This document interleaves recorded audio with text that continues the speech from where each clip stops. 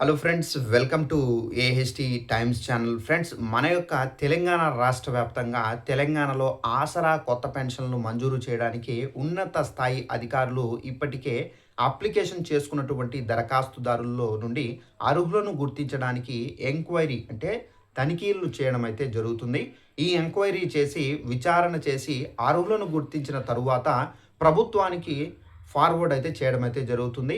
ఈ ఆసరా కొత్త పెన్షన్ల కోసం ఈ ఎంక్వైరీ ఎవరెవరికి చేస్తారు, ఈ ఎంక్వైరీలో మీకు ఏ వివరాలు అడుగుతారు, మీ దగ్గర ఏ సర్టిఫికెట్లు ఉండాలి, ఈ ఎంక్వైరీలో ఏ విధమైనటువంటి సర్టిఫికెట్లు మీ దగ్గర కలిగి ఉండాలి అన్న పూర్తి వివరాలను ఈ వీడియోలో మీకు క్లారిటీగా ఎక్స్ప్లెయిన్ అయితే చేస్తాను. ఈ వీడియో నచ్చినట్టుగా లైక్ చేసుకొని ఛానల్ను కూడా సబ్స్క్రైబ్ చేసుకొని ఫాలో అవుతానండి. అలాగే ఇన్ఫర్మేషన్ తెలియని వాడికి కూడా షేర్ చేసి వాళ్ళకు కూడా తెలియపరచండి.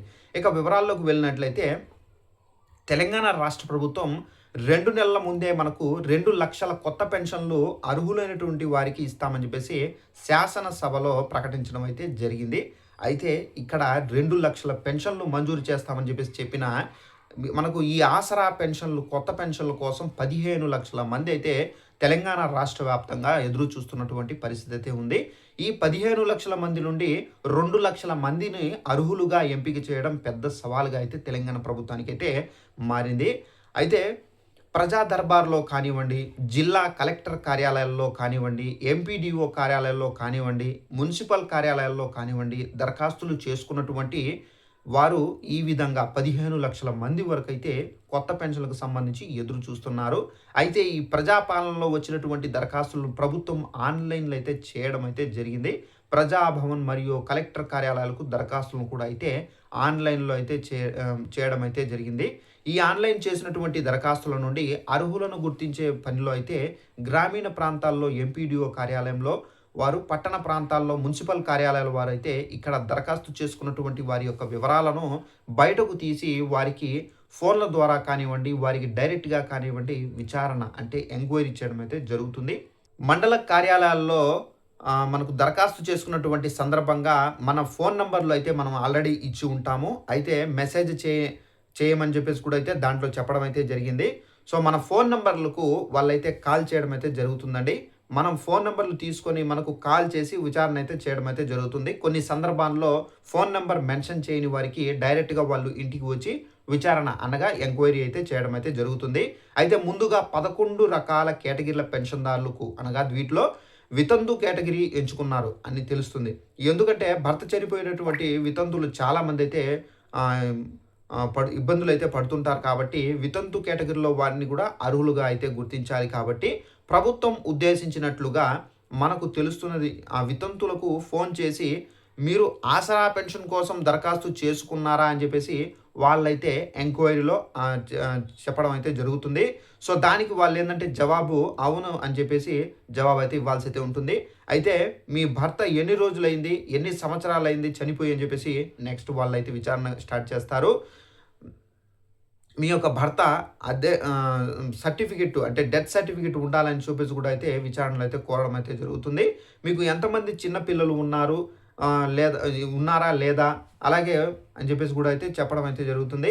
మీరు ఒకవేళ వీలుంటే ఎంపీడీఓ కార్యాలయానికి రాగలరా అని చెప్పేసి సర్టిఫికెట్లు తీసుకొని రమ్మని చెప్పేసి కూడా అయితే అధికారులు అయితే విచారణలో అయితే అడగడం అయితే జరుగుతుందండి. పట్టణ ప్రాంతాల వారికి కూడా ఇదే విధంగా సేమ్ టు సేమ్ ప్రాసెస్లో విచారణ అయితే చేపడతారు. సో పట్టణ ప్రాంతాల వారు కూడా సర్టిఫికెట్లు అనేది మీరు కార్యాలయాలకు సర్టిఫికెట్లు చూపించమని చెప్పేసి అడుగుతారు. ఇక మనం డైరెక్ట్గా ఒక అప్డేట్ అయితే వచ్చింది కాబట్టి ఈ విధంగా మనకేంటంటే ఈ కేటగిరీలకు సంబంధించినటువంటి పెన్షన్లకు అర్హులను అయితే ఈ విధంగా గుర్తిస్తారు. ముఖ్యంగా ప్రభుత్వం విధానం ఏంటంటే వితంతు పెన్షన్లో కూడా భర్త చనిపోయి ఉంటే కనుక డెత్ సర్టిఫికెట్ అనేది చూపించడము జరుగుతుంది. వారికి చిన్నపిల్లలు ఉన్నారా లేదా అని చెప్పేసి కూడా అయితే ఎంక్వైరీలో అడగడం అయితే జరుగుతుంది. 14 సంవత్సరాలు లేదంటే కనుక దానికన్నా తక్కువ ఏజ్ వయసు పిల్లలు ఉన్నారా లేదా అని చెప్పేసి కూడా అయితే అడగడం అయితే జరుగుతుంది. వారికి ఎక్కువగా అవకాశాలు ఇచ్చిన వారిని ఎంపిక చేయడం అయితే జరుగుతుంది. ఈ విధంగా వితంతు పెన్షన్లకు సంబంధించినటువంటి అర్హులైనటువంటి వారిని ప్రభుత్వం ఈ విధంగా గుర్తిస్తారు. ఇక నెక్స్ట్ కేటగిరీ చూసుకున్నట్లయితే వికలాంగులండి. వికలాంగులకు సంబంధించినటువంటి కేటగిరీ, ఇక్కడ వికలాంగులు కూడా సదరం సర్టిఫికేట్ అనేది తీసుకొని చాలా వరకు కొత్త పెన్షన్లకు సంబంధించి ఎదురు చూస్తూ ఉంటారు.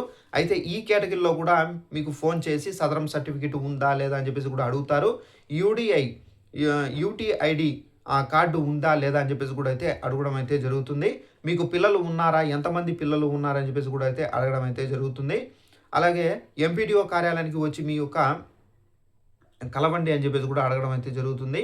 మేము రాలేము అని చెప్తే గనక సో, వాళ్ళు డైరెక్ట్‌గా వారి యొక్క సిబ్బంది ఎవరైతే ఉన్నారో వారు వచ్చి వెరిఫికేషన్ అనేది చేసి ఎంక్వైరీ అయితే చేస్తారు. సో, ఇలా ఇలా ఇలాంటి వారికి అర్హతలు లేదా గుర్తించడం అయితే జరుగుతుంది. అర్హత అనేది ఈ విధంగా గుర్తించడం అయితే జరుగుతుంది. ఎవరైతే అర్హత ఉంటుందో వాళ్ళకేంటంటే వారికి పెన్షన్ రావడం అయితే జరుగుతుంది. ఆ తర్వాత ఎవరైతే వికలాంగులైతే అంటే వివాహం చేసుకొని ఎవరైతే వికలాంగులున్నారో వారికి సంబంధించి మీ యొక్క మ్యారేజ్ అయ్యి ఎన్ని సంవత్సరాలయింది? సో, ఎక్కువ ప్రాధాన్యత వాళ్ళకైతే ఇవ్వడం అయితే జరుగుతుంది. ఈ విధంగా వికలాంగులకు సంబంధించినటువంటి ఎంక్వైరీ అయితే ఏ విధంగా అయితే అర్హులను గుర్తించి సో, చేయడం అయితే జరుగుతుంది. వికలాంగులు ముఖ్యంగా గుర్తుపెట్టుకోవాల్సింది సో, సదరం యూడీఐ కార్డ్ అనేది మీ పిల్లలకు సంబంధించినటువంటి ఆధార్ కార్డులు, సో, మీ యొక్క వివాహం సంబంధించినటువంటి జరిగినట్లయితే గనక వివాహ రిజిస్ట్రేషన్ సర్టిఫికేటు ఎంక్వైరీ ఆఫీసర్లకు మీరు చూపించాల్సి అయితే ఉంటుంది. మీకు సదరం సర్టిఫికేట్లు ఉన్నట్లయితే గనక ఆ సదరం సర్టిఫికేట్‌లతో పాటు కేంద్ర ప్రభుత్వం ఇచ్చేటటువంటి యూడీఐ కార్డును తయారు చేసి ఆన్‌లైన్‌లో యూడీఐ పోర్టల్‌లో మనకు నిక్షిప్తమైన చెక్ చేయడం అయితే జరుగుతుంది. సో, మీరు అక్కడి నుంచి డౌన్‌లోడ్ చేసుకుంటే గనక సో, డౌన్‌లోడ్ చేసుకొని వాళ్ళకైతే చూపిస్తే గనక మీకు పెన్షన్‌కి సంబంధించి రావడానికి ఆస్కారం అయితే ఉంది. ఈ డిజేబిలిటీ సర్టిఫికేట్‌ను డౌన్‌లోడ్ చేసుకొని సో, సదరం సర్టిఫికేట్‌కు మనకు కేంద్ర ప్రభుత్వం ఇచ్చేటటువంటి యూడీఐ కార్డ్ ద్వారా ఏందంటే ప్రామాణికం తీసుకోవడం అయితే జరిగింది కాబట్టి యూడీఐడీ కార్డ్‌ను మీరు తప్పనిసరిగా ఈ డిజేబిలిటీ సర్టిఫికేట్ యూడీఐడీ పోర్టల్ నుండి డౌన్‌లోడ్ చేసుకొని చూపించాల్సి అయితే ఉంటుంది. మీకు ఎంత భూమి ఉంది? అలాగే మీ కుమారులు ఉన్నారా? కుమార్తెలు ఉన్నారా? అని చెప్పేసి కూడా అయితే అడగడం అయితే జరుగుతుంది. సో, కేంద్ర ఓటర్ రికార్డును ఆధారంగా చూసుకొని కూడా ఎంపీడీఓ కార్యాలయానికి తీసుకొని వచ్చి మీరు చూపించగలుగుతారు అని చెప్పేసి కూడా అయితే చెప్పడం అయితే జరుగుతుంది. ఈ విధంగా ఏంటంటే మనకు పెన్షన్‌దారులైతే వయస్సును గుర్తించడం అయితే జరుగుతుంది. ఓటర్ ఐడీ కార్డు ద్వారా కూడా, ఆధార్ ఐడీ కార్డు ద్వారా కూడా చూడడం అయితే జరుగుతుంది. సో, మరియు వారికి ఎంత భూమి ఉంది అనేది కూడా అయితే అవన్నీ కూడా చూసి పరిగణనలోకి తీసుకొని అర్హులను అయితే గుర్తిస్తారు. సో, ఈ విధంగా అయితే మనకేంటంటే వారిని విచారించి సెలెక్ట్ చేయడం అయితే జరుగుతుంది. చేనేత కార్మికులు కానివ్వచ్చు. సో, ఈ విధంగానే సేమ్ ప్రాసెస్ ద్వారా వాళ్ళకి కూడా అయితే ఈ విధంగానే ఎంక్వైరీ అయితే చేయడం అయితే జరుగుతుంది. సో, ఇదండి మనకు ఆసరా పెన్షన్‌లకు సంబంధించినటువంటి మనకు అర్హులను అయితే ఈ విధంగా అయితే గుర్తించడం అయితే జరుగుతుంది. ఈ వీడియో నచ్చినట్లయితే లైక్ చేసుకొని, ఛానెల్‌ని ఎవరైనా సబ్స్క్రైబ్ చేసుకునే వారు ఉంటే గనక వెంటనే ఛానెల్‌ని కూడా సబ్స్క్రైబ్ చేసుకొని ఫాలో అవుతుండండి. తెలంగాణ రాష్ట్ర వ్యాప్తంగా మనకు పెన్షన్‌దారులకు సంబంధించి అలాగే ఇతర ఏమైనా అప్డేట్స్ వస్తే తప్పనిసరిగా తెలియజేస్తూ ఉంటాను. Thanks for watching this video. All the best.